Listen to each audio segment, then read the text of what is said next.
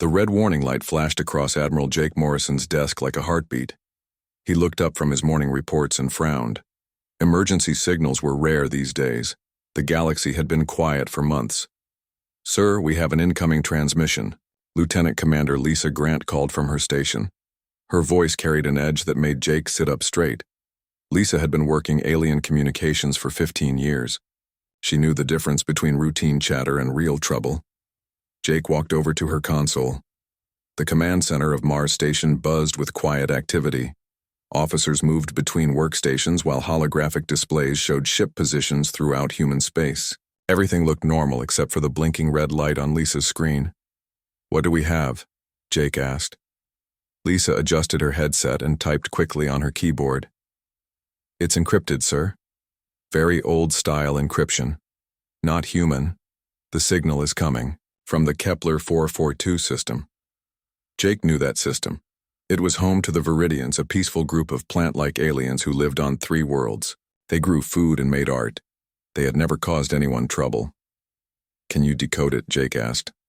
"Working on it now, sir." Lisa's fingers moved across her controls. The static on her speakers slowly cleared. A voice came through, speaking in broken English mixed with clicking sounds. "Human friends, this is Ambassador Xylan of the Viridian Republic. We need help. Please, if you can hear this message, we are dying." Jake felt his stomach drop. The voice was full of fear and pain. He had heard that tone before during the border wars 20 years ago. It was the sound of people facing death. "The Kresh have come," the voice continued. "They attack our worlds. They take our people as slaves. Our children. They eat our children. We have no weapons. We have no armies. We tried to run, but they are everywhere." Lisa looked up at Jake with wide eyes. Neither of them had heard of the Kresh before, but the message was clear enough. "We heard stories about humans," Ambassador Xylan's voice went on. "Other species call you Deathworlders. We do not know what this means, but you are our only hope. Please send whatever help you can. We will give you anything we have. Just please, help us live." The message ended with a burst of static. The command center had gone quiet. Every officer was listening now. Jake stood still for a moment, thinking. The Viridians were good people. They had traded with humans for years, sending food and medicine in exchange for simple tools. They had never asked for weapons or military help. They believed all life was sacred. "Lisa, can you confirm this message is real?" Jake asked. "Yes, sir. The encryption matches Viridian government codes. This came from their capital world." Lisa paused. "Sir, I'm picking up more signals from that system. Military transmissions, not Viridian. Put them through." The speakers crackled with harsh, alien voices speaking in a language Jake had never heard. The sounds were sharp and angry, like metal scraping against stone. "That's the Kresh," Lisa said quietly. "They're coordinating attacks on multiple worlds." Jake walked back to his desk and activated his secure communication link. The face of Fleet Admiral Nicole Torres appeared on his screen. She was at Earth, Central Command 40 million miles away, but the quantum link made it seem like she was in the next room. "Admiral Torres, we have a situation," Jake said. He played the Viridian message and explained what they knew. Nicole listened without interrupting. Her face grew hard as the message played. "How many Viridian worlds are under attack?" Nicole asked. "At least 6, maybe more," Jake replied. "Lisa is still working on the enemy communications." "What do we know about these Kresh?" "Nothing yet. But they're using military-grade encryption and coordinated assault patterns. This isn't a raid. It's a full invasion." Nicole was quiet for a moment. Jake could see her thinking, weighing options. Finally, she spoke. "Jake, I want you to send Captain Ryan Bell and the Vigilant to scout the system. Tell him to stay hidden and report back what he sees." "Just one ship?" Jake asked. He had expected more. Nicole smiled, but it wasn't a friendly smile. It was the smile she wore when she was planning something big. "For now, but start sending word to all fleet commanders. Full mobilization alert. I want every available ship ready to move within 48 hours. Jake felt his pulse quicken. Full mobilization meant war. Real war, not just border patrol or pirate hunting. Ma'am, are we really going to fight an unknown enemy to save 3 alien worlds? Nicole's smile disappeared. Her voice became cold and hard. Jake, those 3 alien worlds are home to 2 billion innocent people. They called us for help because they have nowhere else to turn. And these Kresh think they can just walk in and take whatever they want. She leaned forward, her eyes bright with anger. The Kresh are about to learn something about humans. When good people cry for help, we don't send a rescue mission. We don't send aid packages. We send fleets. And we don't stop until the threat is gone forever. The communication ended. Jake stared at the blank screen for a moment, then turned to his staff. You heard the Admiral. Send word to Captain Bell. He leaves in 1 hour. And get me a full tactical briefing on the Kepler 442 system. I want to know every asteroid, every moon, every piece of space dust between here and there. As his officers rushed to carry out his orders, Jake looked out the window at the red surface of Mars. Soon, human ships would be heading toward a distant star system to fight an enemy they had never seen before. The Viridians had asked for help. They were about to get more than they ever imagined. Captain Ryan Bell stood on the bridge of the TDS Vigilant as his ship jumped to hyperspace. The stars stretched into long white lines outside the windows. His destination was the Kepler 442 system, where the Viridians were fighting for their lives. But Ryan was not alone. Behind him, the largest human fleet ever assembled was getting ready to move. At Luna Shipyards, the massive construction facility that orbited Earth's moon, Fleet Admiral Nicole Torres walked through the busy control center. Ships filled the space around the moon like a metal forest. The biggest was the TDS Nemesis, a warship longer than 10 city blocks and armed with enough weapons to destroy planets. Captain Parker, status report, Nicole said into her communicator. Captain Alex Parker's voice came back clear and strong. Fleet Admiral, the Nemesis is ready for combat. All weapon systems are online. We have full ammunition loads and enough supplies for 6 months. Nicole nodded. The Nemesis was humanity's newest and most powerful warship. It had never been tested in real battle, but today, that would change. Around the huge ship, smaller vessels moved into formation. 12 heavy cruisers, each one bigger than anything the old Earth navies had ever built. 30 destroyers, fast and deadly, designed to hunt down enemy ships and destroy them without mercy. Supply ships, medical ships, and troop transports filled the spaces between the warships. Colonel Wright, how are your Marines? Nicole asked. Colonel Danny Wright was loading his soldiers onto the transport ships. His men and women were the best fighters humanity had ever trained. They had practiced fighting in space, on planets, and in the cold vacuum between stars. Ma'am, 40,000 Marines ready for combat, Danny replied. We've been studying the enemy communications your people intercepted. The Kresh like close combat. They think it makes them look strong. They're going to learn that humans invented close combat. Nicole smiled. Danny's Marines were famous throughout human space. They had stopped 3 pirate invasions and put down 2 colony rebellions without losing a single battle. Major Sullivan, what about your special units? Nicole asked. Major Kate Sullivan commanded the Xeno Warfare Battalion, soldiers trained specifically to fight alien enemies. Her troops studied alien biology, alien tactics, and alien weaknesses. They knew how to kill things that were not human. Ready to deploy, Admiral, Kate said. We've been waiting years for a chance like this. My people know 17 different ways to stop a silicon-based life form. The Kresh won't know what hit them. Nicole walked to the main viewing window and looked out at her fleet. Thousands of people were working to get ready for war, loading weapons, checking engines, preparing for the long journey to alien space. Dr. Emma Rodriguez sat in her laboratory aboard one of the science ships, studying everything humans knew about the Kresh. She had intercepted their military communications and learned disturbing things about the enemy. The Kresh were not like humans. They were made of living rock and metal instead of flesh and blood. They were bigger and stronger than humans, but they were also slower. They had conquered many worlds by using superior numbers and brutal tactics. They treat other species like animals, Emma said to her assistant.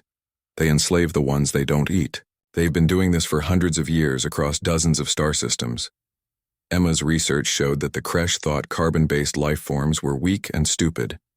They had fought many wars against flesh and blood species and always won, easily. They expected the same thing to happen with humans. They were very wrong. Back on Mars Station, Admiral Jake Morrison was receiving reports from Captain Bell. The Vigilant had reached the edge of Viridian space and was hiding behind a small moon watching the enemy. "Sir, the situation is worse than we thought," Bell reported. "I count at least 80 Kresh ships. They've taken 6 Viridian worlds already. I'm seeing massive slave ships leaving the system loaded with prisoners." Jake felt anger building in his chest. The Kresh were not just invaders. They were slavers and killers who thought they could take whatever they wanted from peaceful people. "Any sign of Viridian resistance?" Jake asked. "Negative, sir. The Viridians never had a military. They're completely defenseless. Some civilian ships are trying to escape, but the Kresh are hunting them down." Jake closed his eyes for a moment. Innocent people were dying while he talked. But help was coming. More help than the galaxy had ever seen. "Captain Bell, stay hidden and keep watching. Record everything. I want full tactical data on every Kresh ship and weapon system." "Yes, sir." "How long until the fleet arrives?" Jake looked at his tactical display. The distance to Kepler 442 was enormous, but human ships were fast. 72 hours, he said. "Tell the Viridians to hold on. Help is coming." Meanwhile, word of the mobilization was spreading throughout human space. On Earth, families watched the news as their sons and daughters prepared for humanity's first major alien war. On Mars, factories worked around the clock to build more weapons and ammunition. On the outer colonies, reserve fleets prepared to defend human worlds in case the war spread. Ambassador Xylan sent another desperate message from the Viridian capital. "Human friends, they have taken 2 more worlds. Our people are being loaded. Onto slave ships, please hurry, we cannot hold much longer." Nicole Torres read the message and felt cold determination fill her heart. She had spent 30 years in the human military, but she had never fought a war like this one. This was not about territory or resources. This was about right and wrong. "All ships, this is Fleet Admiral Torres," she broadcast to the assembled fleet. "In 72 hours we will arrive at Kepler 442. Our mission is simple. We will destroy every Kresh military asset in the system. We will free every slave they have taken, and we will make sure they never threaten innocent people again." The Yuan fleet began moving toward the hyperspace jump point. 43 warships carrying the hopes of 2 civilizations into the darkness between stars. War Prime Kazakh stood on the command deck of his flagship, the Iron Fang. His body was 8 feet tall and made of living rock and metal. His eyes glowed red like burning coals as he watched his fleet destroy another Viridian city. The attack had been perfect. Just like all the others, Kazakh had conquered 47 worlds in his long career. He had enslaved millions of beings and added their resources to the great Kresh Empire. The Viridians were no different from all the rest. Weak, helpless, easy, prey for the superior Kresh race. "War Commander Vex report," Kazakh said in his grinding voice that sounded like stones crushing together. War Commander Vex stepped forward. He was smaller than Kazakh, but still massive compared to most carbon-based life forms. His rocky skin was scarred from 100 battles. "The 6th world has fallen, War Prime. We have captured 3 million slaves and loaded them onto the transport ships. Our mining crews are stripping the planet of useful metals." Kazakh nodded with satisfaction. The Kresh way was simple and effective. Attack without warning. Destroy all resistance, take everything of value. Leave nothing behind but empty rocks floating in space. "What about the remaining Viridian worlds?" Kazakh asked. "They send surrender messages every hour," Vex replied. "They offer us all their resources if we spare their people.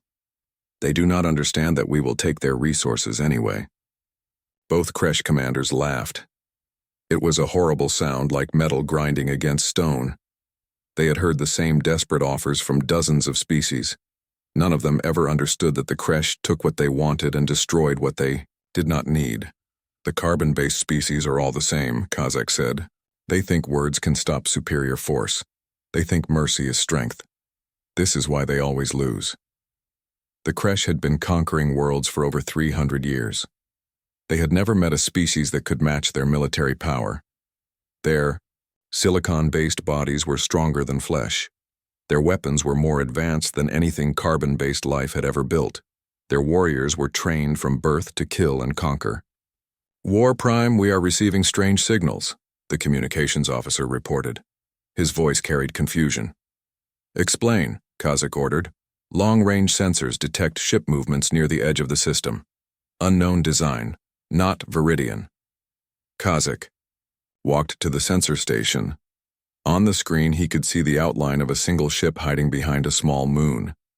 It was smaller than a Kresh destroyer, but had unusual energy readings. "Another species comes to play hero," Kazak said with amusement. "They always do. Some foolish race thinks they can save the Viridians." War Commander Vex studied the sensor data. "The ship design is unfamiliar. Should we destroy it?" "Not yet. Let them watch. Let them see what happens to those who oppose the Kresh Empire. When they report back to their homeworld, they will tell their people to stay away." Kazak had used this tactic many times before. When other species sent scouts to investigate Kresh conquests, he let them observe the destruction. Word would spread that the Kresh were too powerful to fight. Fear was often more effective than weapons. "War Prime Intelligence Division has identified the mystery ship," another officer reported. "It belongs to a species called humans. They come from a system called Sol." Kazak had never heard of humans before, but that was not unusual. The galaxy was full of weak, carbon-based species that all looked the same to him.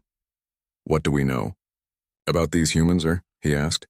The intelligence officer checked his data files. "Very limited information, War Prime. They are a young species, only recently developed space travel. Their homeworld is listed as unusually dangerous.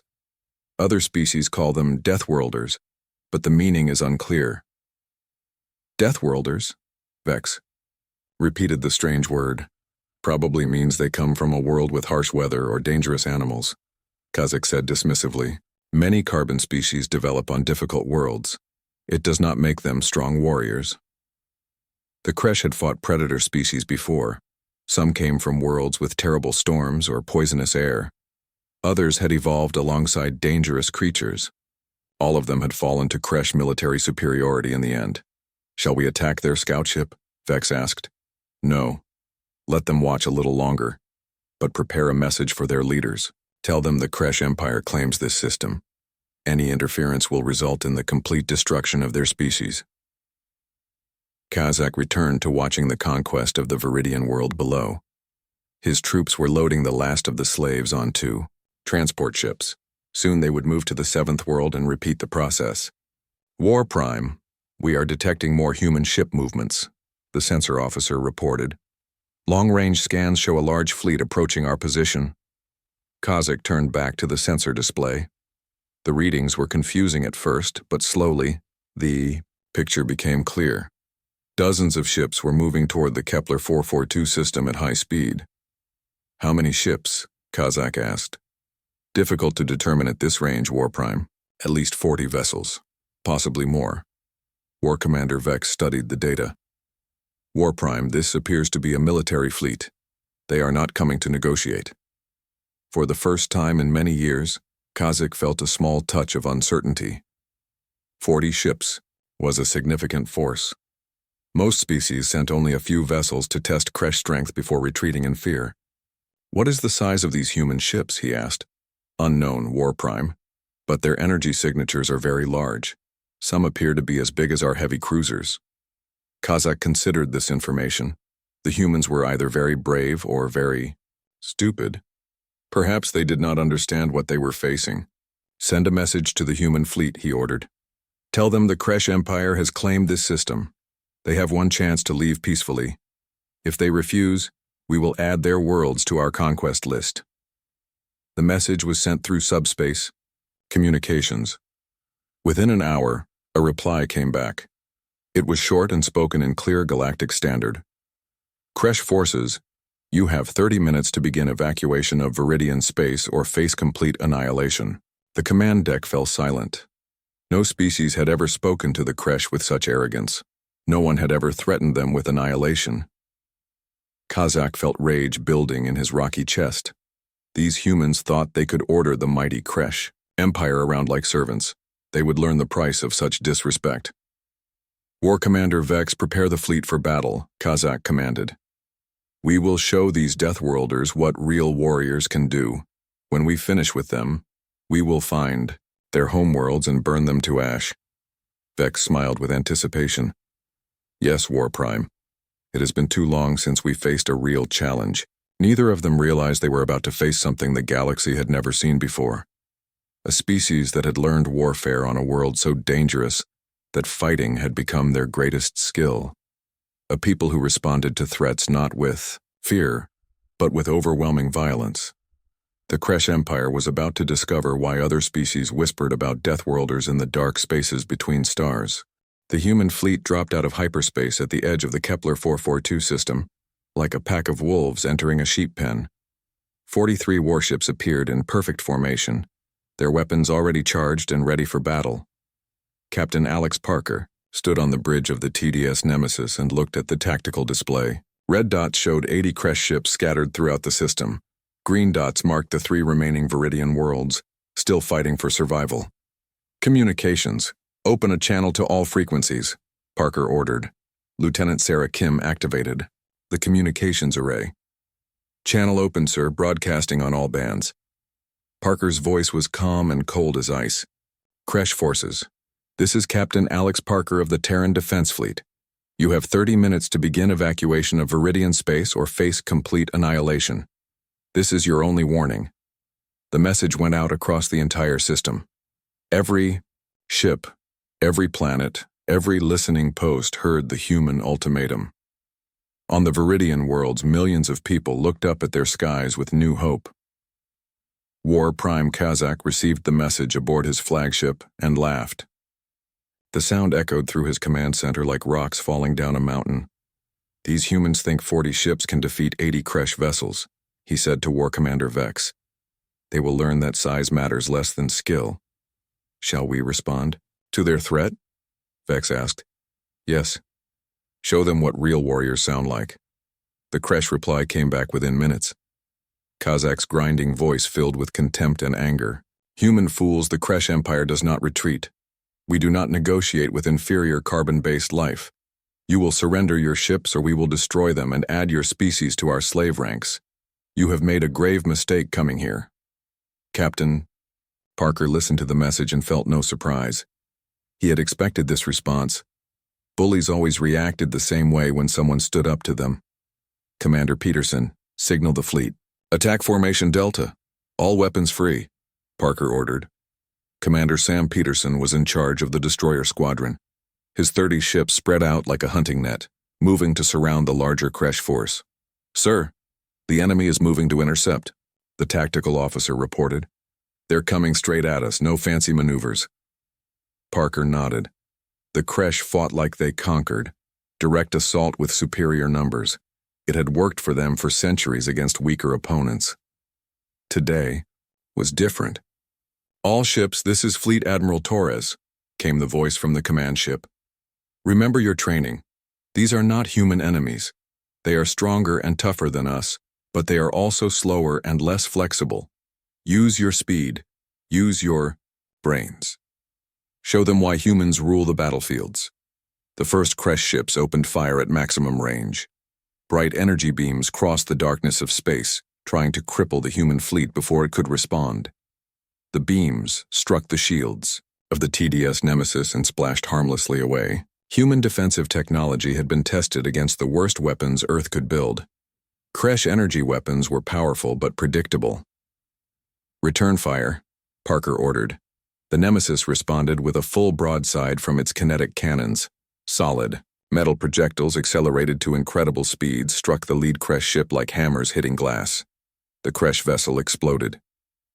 War Prime Kazak watched his screen in shock as one of his heavy cruisers simply disappeared in a ball of fire and debris. The human weapons had torn through Kresh armor like it was made of paper. How is this possible? He demanded. Unknown, War Prime. Our sensors show the humans are using kinetic projectiles instead of energy weapons. Very primitive technology. But the results were anything but primitive. Human kinetic weapons had been designed to work in the brutal environment around Sol, where solar radiation and magnetic fields made energy weapons unreliable. The solid projectiles carried enormous kinetic energy and could punch through almost any armor. Against the Kresh ships, they were devastatingly effective. Commander Peterson's destroyers struck next. They moved like sharks, darting between the larger Kresh ships and firing at close range. Their smaller weapons might not destroy a Kresh cruiser with one shot, but they could cripple engines and weapon systems. Enemy ship disabled, reported the captain of the destroyer TDS Shark. Moving to next target. The battle that War Prime Kazakh had expected to win easily was turning into a nightmare. His ships were bigger and more numerous, but the humans fought like nothing he had ever seen before. They worked together like parts of a single organism. When one human ship was threatened, others would appear to help it. When the Kresh tried to concentrate their fire, the human ships would scatter and regroup somewhere else. War Commander Vex, order all ships to focus fire on the largest human vessel, Kazakh commanded. If we destroy their flagship, the others will retreat. 20 Kresh ships turned their weapons on the TDS Nemesis. Energy beams and missile salvos converged on the human dreadnought like a storm of fire. Captain Parker watched the incoming attack on his tactical display. All power to forward shields. Brace for impact. The combined firepower of 20 enemy ships struck the Nemesis. The huge ship shook like a toy in an earthquake. Lights flickered and alarms sounded throughout the bridge. Shield status? Parker asked. Forward shields down to 60%, sir. But holding. Parker smiled grimly. The Nemesis had been built to survive anything the galaxy could throw at it. Kresh weapons were powerful, but human engineering was better. Return fire. Full spread. Show them what concentrated firepower really looks like. The Nemesis unleashed every weapon it carried. Kinetic cannons, missile tubes, and particle beams created a wall of destruction that swept across the Kresh formation. 3 enemy ships exploded. 2 more were crippled and began drifting helplessly through space. Colonel Danny Wright watched the space battle from his transport ship and waited for his moment. When Kresh vessels were disabled but not destroyed, his Marines would board them and capture any survivors. Colonel, we have 3 enemy ships ready for boarding, came the report from Fleet Command. Marines, saddle up, Danny ordered. Time to show these rockheads how humans fight up close. The boarding shuttles launched from the transport ships like angry wasps. They attached to the hulls of disabled Kresh vessels and cut through the armor with plasma torches. The first human Marines to enter a Kresh ship found themselves facing enemies twice their size and made of living stone. The Kresh warriors charged forward with massive weapons, expecting to crush the small carbon-based invaders.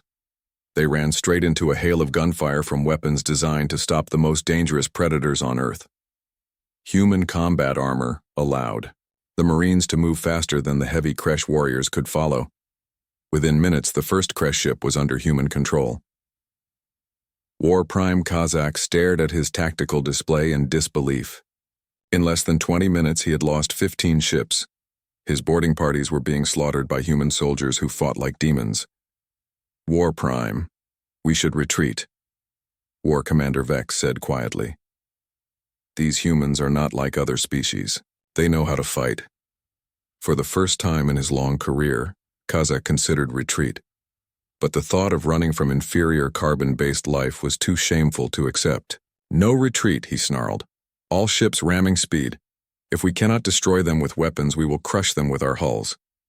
The remaining Kresh ships charged toward the human fleet at maximum speed. It was a desperate tactic, but Kresh ships were built like battering rams. Captain Parker watched the enemy charge and felt calm certainty fill his mind. All ships, evasive maneuvers. Let them come. When they pass, hit them from behind.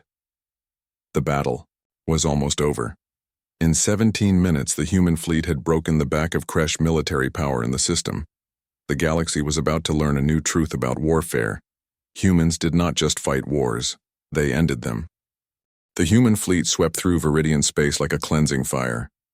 What had taken the Kresh weeks to conquer was liberated in days by ships that moved with deadly precision from world to world. Captain Alex Parker stood on the bridge of the TDS, Nemesis, as his ship approached the second Viridian world. The planet's surface was scarred with the marks of Kresh occupation. Cities lay in ruins. Massive slave ships sat on landing pads, waiting to carry away millions of prisoners. "Captain, we're receiving signals from the surface," Lieutenant Sarah Kim reported. "It's Ambassador Xylan. He's alive." Parker felt relief wash over him. "Put him through." The voice that came through the speakers was weak, but filled with wonder. "Human ships? Is this real? Are you truly here?" "We're here, Ambassador," Parker replied. "And we're not leaving until every Kresh is gone from your space." "How many ships did you bring?" Xylan asked in amazement. Parker looked at his tactical display. The original 43 ships had been joined by reinforcements from other human fleets. Admiral Morrison had sent additional destroyers. Admiral Torres had dispatched the hospital ship TDS Mercy and 3 more medical vessels. "Enough," Parker said simply. "Just enough." Below on the planet's surface, Major Kate Sullivan led her Xeno-warfare battalion through the ruins of a Viridian city. Her soldiers moved like ghosts through the rubble, hunting down the remaining Kresh occupation forces. The enemy warriors they found were nothing like the confident conquerors who had invaded this world weeks ago. These Kresh were scared and desperate, hiding in buildings and caves like animals. "Major, we found another group of prisoners," Sergeant Mike Torres reported over the radio. 200 Viridians locked in a warehouse. The Kresh were preparing to load them onto a slave ship. "Free them," Kate ordered. "And find out if there are more." Her soldiers had been trained to fight silicon-based life forms, and their weapons were brutally effective against Kresh physiology. The enemy's rock-hard skin that had protected them for centuries meant nothing against human military science. Kate's troops used sonic weapons that could shatter stone, acid rounds that ate through metal, and electromagnetic pulse grenades that disrupted the electrical fields that kept Kresh bodies alive. To the surviving enemy soldiers, the humans seemed like demons sent from their worst nightmares. "Major Sullivan, this is Captain Parker. How's the ground situation?" "Under control, sir," Kate replied as she watched her soldiers escort freed Viridian prisoners to safety. "We've cleared the major population centers. Remaining Kresh forces are scattered and demoralized. They're not fighting like conquerors anymore. They're fighting like prey." On the hospital ship TDS Mercy, Captain Beth Adams supervised the treatment of thousands of rescued Viridians. Her medical teams worked around the clock to heal wounds inflicted by Kresh torture and forced labor. Dr. Emma Rodriguez moved between the medical bays, studying both the victims and the few Kresh prisoners her soldiers had taken alive. What she learned made her sick with anger. "Captain Adams, you need to see this," Emma said quietly. Beth followed the doctor to a private medical bay where a young Viridian child lay unconscious on a treatment table. The plant-like being's body showed signs of horrific abuse. The Kresh were using Viridian children as test subjects, Emma explained, her voice tight with rage. They wanted to learn how carbon-based life forms react to pain and fear. This child was tortured for weeks.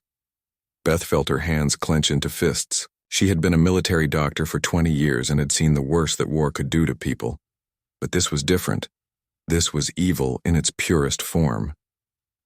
"Doctor, I want you to document everything," she said. "Every injury, every sign of abuse. The galaxy needs to know what the Kresh really are." "Already on it," Emma replied. "And Captain, there's something else. I've been analyzing Kresh communication intercepts. This invasion of Viridian space wasn't their main operation. It was just practice." Beth turned to stare at her. "Practice for what?" "They call it the Great Expansion. The Kresh Empire has been planning to conquer hundreds of star systems. They have slave armies from dozens of species they've already conquered. The Viridians were just supposed to be easy targets to train their new troops." On the bridge of the Nemesis, Captain Parker received Dr. Rodriguez's report and felt cold determination settle in his chest. He opened a communication channel to Fleet Admiral Torres. "Admiral, we have a problem. The Kresh Empire is much larger than we thought." Nicole Torres listened to Parker's briefing from her command ship. The scope of what they had discovered was staggering. The Kresh had conquered entire sectors of space, enslaving billions of beings across dozens of worlds. "Captain, how large do you estimate their total military force to be?" Torres asked. "At least 10,000 ships spread across 40 star systems," Parker replied. "And ma'am, they have slave soldiers from conquered species fighting for them. Some of those species might not be fighting by choice." Torres was quiet for a moment, thinking about the implications. Then her voice came back, hard as steel. "Parker, I want you to continue liberation operations in this system. Free every prisoner, capture every piece of Kresh intelligence you can find. I'm sending word back to Earth. This mission just got bigger." Lieutenant Commander Lisa Grant had been monitoring Kresh communications from across their empire. What she heard made her realize that the humans had done something unprecedented. "Admiral Morrison, you need to hear this," she said from her station on Mars Command. Jake Morrison walked over to her console. "What do you have, Lisa?" "Intercepted communications from Kresh High Command. They're in complete panic. Word of our victory here has spread throughout their empire. Slave populations on a dozen worlds are starting to rebel." Lisa played the translated messages. Kresh military commanders were frantically requesting reinforcements to put down uprisings on worlds they had controlled for decades. "The slaves are saying that the Deathworld demons have come to free them," Lisa continued. "Some species that have been enslaved for generations are suddenly fighting back. The entire Kresh Empire is starting to shake apart." Jake felt a smile spread across his face. Humanity had come to save one group of aliens and accidentally started a galactic revolution. "Lisa, get me a direct line to Admiral Torres," he ordered. When the connection was established, Jake shared the intelligence about the spreading rebellions. "Nicole, we have an opportunity here. If we act fast, we might be able to bring down the entire Kresh Empire, but it would mean committing to a much larger military operation." Torres was quiet for a long moment. Then she spoke, and her voice carried the weight of history. "Jake, patch me through to Earth Central Command. I need to speak with the President. It looks like humanity is about to become the galaxy's liberators, whether we planned it or not." On the liberated Viridian worlds, millions of freed prisoners looked up at the human ships in their skies and felt something they had not experienced in months. Hope. Ambassador Xylan stood among the ruins of his capital city and watched human Marines distributing food and medical supplies to his people. The sight filled him with emotions he could barely understand. "They came," he whispered to himself. "We called for help, and they came with fleets." What Xylan did not yet understand was that the humans were just getting started. The liberation of Viridian space was only the beginning of something that would reshape the galaxy forever. 6 months after the first human ships arrived in Viridian space, the galaxy had changed forever. What started as a rescue mission had become the largest military operation in galactic history. Fleet Admiral Nicole Torres stood in the command center of the new human base on Viridian Prime, looking at a holographic map that showed the entire Kresh Empire. Red zones marked conquered worlds. Green zones showed liberated systems. Yellow zones indicated active fighting. The green zones were spreading like wildfire.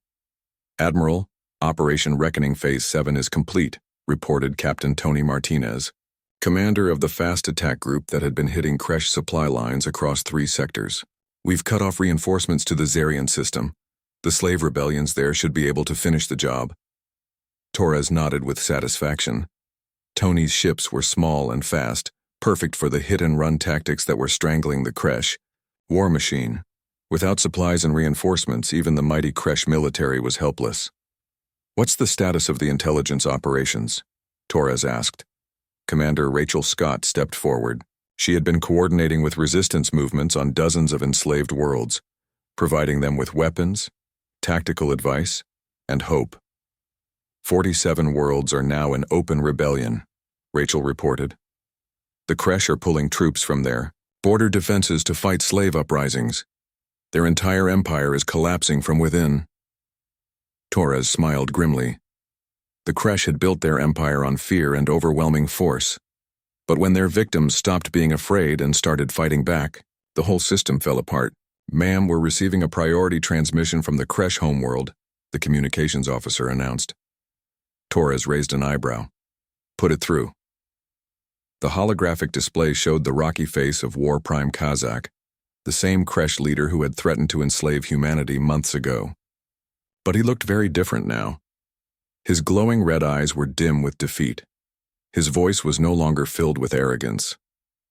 "Human leader," Kazak said slowly, "the Kresh High Command requests negotiations." Torres stared at the alien general, who had once boasted about adding human worlds to his conquest list. Now he was begging for mercy. "War Prime Kazak," she replied coldly. "6 months ago you told us that the Kresh Empire does not retreat and does not negotiate. What changed?" Kazak's rocky features twisted with shame and rage. You have destroyed everything we built. Our empire spans 40 systems and has stood for 300 years. In half a year you have torn it all down." "No," Torres corrected him. "We didn't tear it down. We just gave your slaves the tools to free themselves. They tore it down. And they're still tearing." The truth was even worse than Kazak wanted to admit. The humans had not conquered the Kresh Empire through superior numbers or bigger weapons. They had done something far more devastating. They had shown the enslaved populations that their masters could be defeated. "What do you want from us?" Kazak asked, his voice barely above a whisper. Torres leaned forward, her eyes hard as steel. "Complete surrender, release of all slaves, full reparations to every species you have wronged, and war crimes trials for every Kresh military commander." "Impossible," Kazak snarled, some of his old anger returning. "The Kresh will never submit to carbon-based inferiors." Torres shrugged. "Then you'll die. All of you. Because every day you delay, more of your worlds fall to rebellion. Every hour you wait, more of your ships are destroyed by people you once called slaves. Your choice, War Prime. Surrender now or be wiped from the galaxy entirely." The transmission ended. Torres turned to her staff with cold satisfaction. "Continue Operation Reckoning. No mercy for Kresh military forces. Full support for all liberation movements. I want their empire completely destroyed within 90 days." On the other side of the galaxy, the last major Kresh fleet was making its final stand around their homeworld. War Prime Kazak commanded 200 ships, the largest force the Kresh could still assemble. Facing them was a human fleet half that size, led by Captain Alex Parker and the TDS Nemesis. But size no longer mattered. The humans had something the Kresh had lost: the will to fight.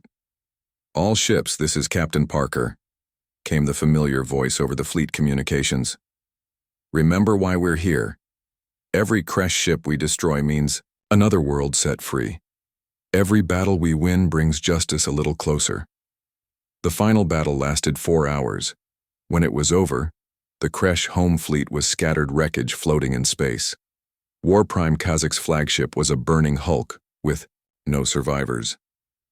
The Kresh Empire, which had terrorized the galaxy for centuries, was finished. 3 months later, Ambassador Xylan stood before the newly formed Galactic Liberation Council on the space station humanity had built in orbit around Viridian Prime. Representatives from 47 freed worlds filled the great assembly hall. "Friends," Xylan began, his plant-like voice carrying clearly through the chamber, "we gather today to remember how we called for help and received something beyond our dreams." The audience listened in respectful silence. Many of them had lived their entire lives as slaves until human ships appeared in their skies. "We expected charity," Xylan continued.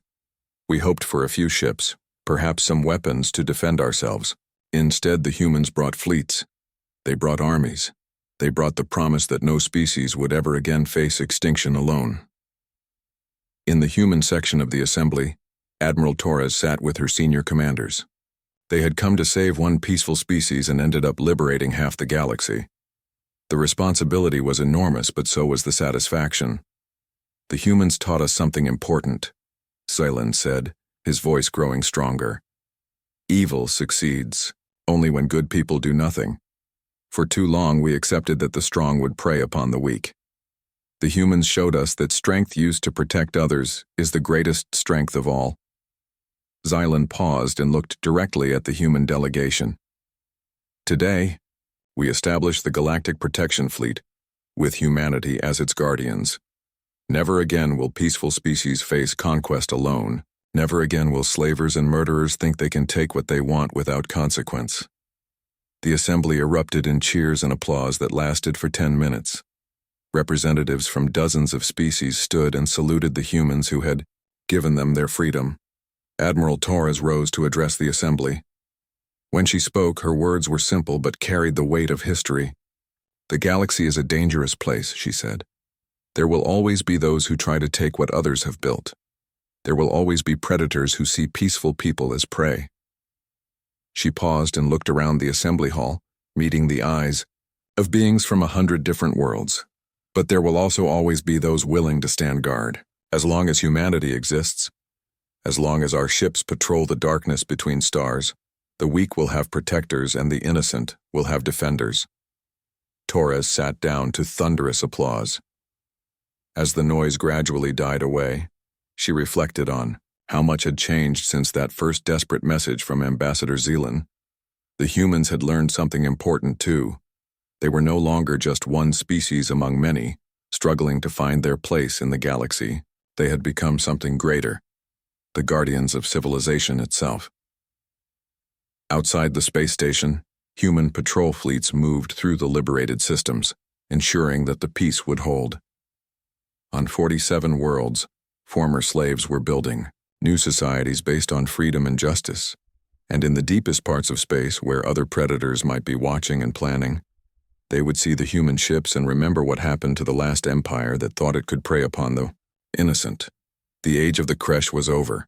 The age of the Galactic Protection Fleet had begun, and the galaxy would never be the same.